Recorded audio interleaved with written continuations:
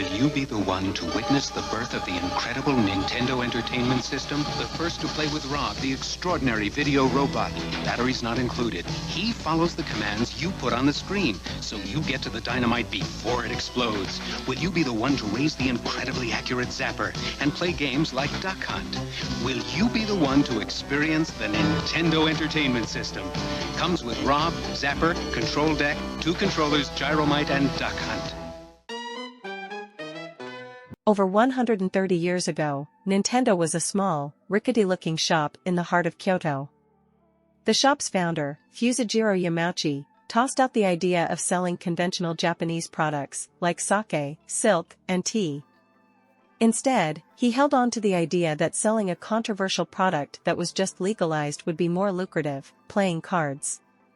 Later, his great-grandson would follow in his footsteps by breaking into the video game industry amid the North American crash. Many told his team they missed the opportunity and didn't know what they were doing. In the 16th century, traders brought Western-style playing cards to Japan.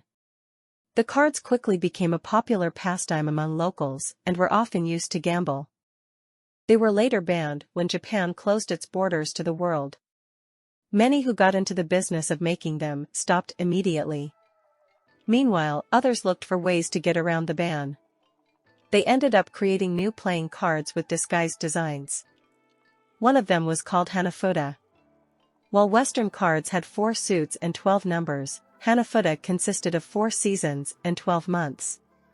Eventually, the government caught on and banned them as well. But it was too late. Hanafuda was so popular that many continued to play in secret. It wasn't until the 19th century that things changed. After a more open-minded government took over, the ban was finally lifted. Afterwards, Hanafuda was no longer seen as exciting as when it was illegal. Still, a 26-year-old artist named Fusajiro Yamauchi saw an opportunity. He believed they could become popular again since they were used for different games.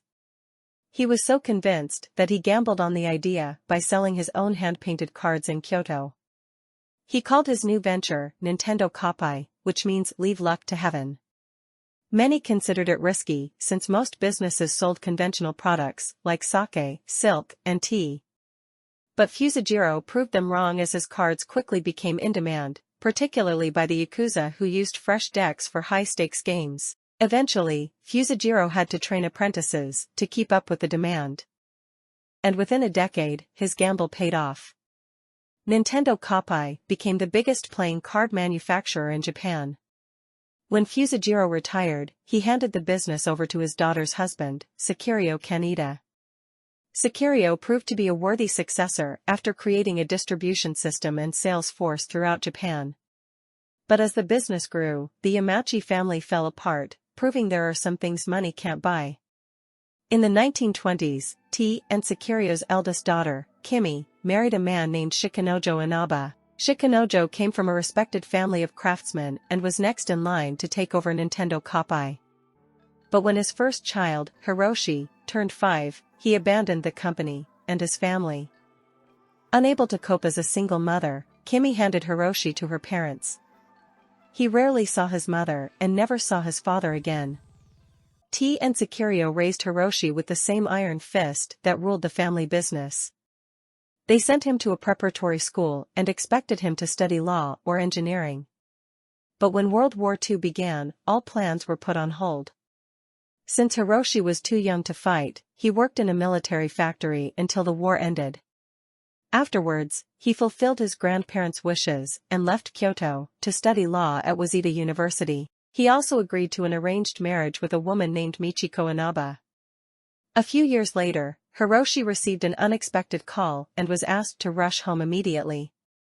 His grandfather, Sakirio, had a sudden stroke. And one of his final wishes was to see Hiroshi. Propped up on pillows on his bed, he asked Hiroshi to drop out of university and take over the family business. Hiroshi reluctantly agreed. It would be a lie if I said I was enthusiastic about taking over. I was young, and I had mixed feelings. But in front of me, I had a family business with no head and all its employees waiting to know what was going to happen. At just 21 years old, Hiroshi became Nintendo Koppai's new president overnight. None of the employees welcomed him and resented his youth and inexperience.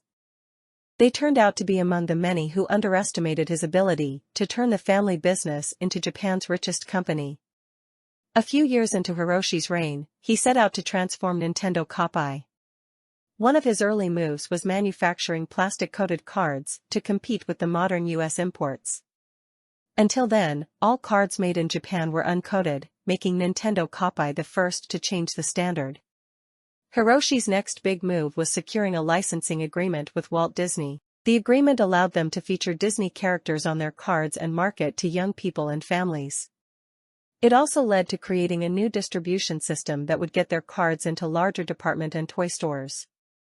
While the launch was successful, Hiroshi struggled to expand and compete against the modern US imports.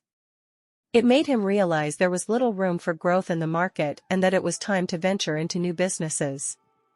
So Hiroshi dropped Koppai from the company name and took it public to finance its expansion.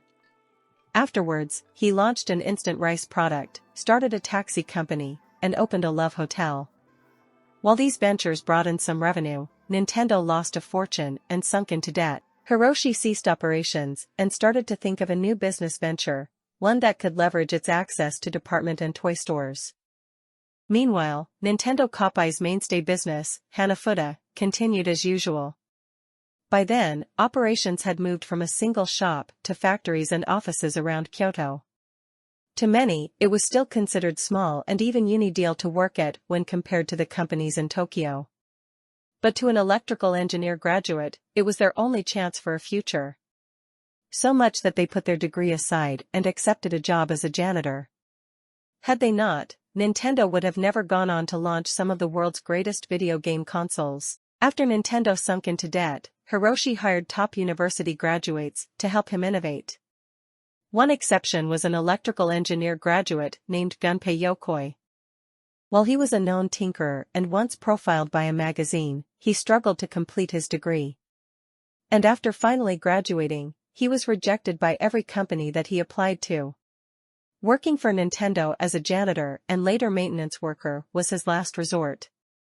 In Gunpei's first few months at Nintendo, there was so little to do that he started tinkering with its equipment. One day, he cut crisscrossing pieces of wood and put them together. Afterwards, he stuck a gripping tool on the end to grab objects from a distance. As he was playing with his invention, Hiroshi walked by and called him into his office. Gunpei was sure that he would be scolded.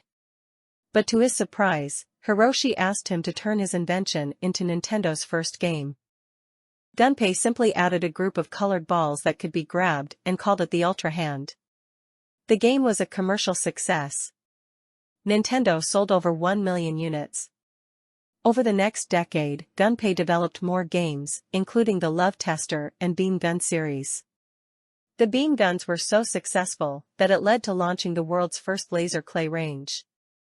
While it became a popular pastime, the world's first oil shortage stomped on its chances for success. Orders from abroad were cancelled, and bills went unpaid, leaving Nintendo on the brink of collapsing. This is the end of part 1 of Nintendo's story. In the next part, the company risks everything to succeed in a new industry, video games. By the time they launch in the US, the market crashes. Companies like Atari go bankrupt and dump truckloads of discarded games in landfills.